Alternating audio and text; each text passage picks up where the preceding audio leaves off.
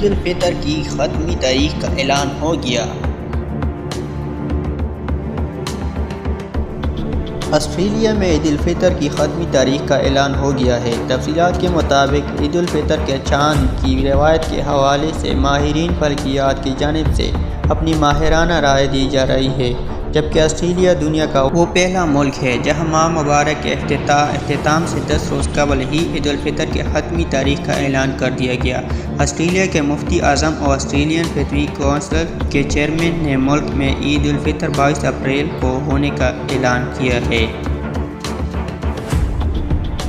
فلکیاتی ماہرین کا کہنا ہے کہ آسٹریلیا میں 20 اپریل کو شوال کا چاند نظر آنے کا امکان نہیں ہے، اس لیے آسٹریلیا میں عید الفطر 22 اپریل بروز ہفتہ کو منائی جائے گی۔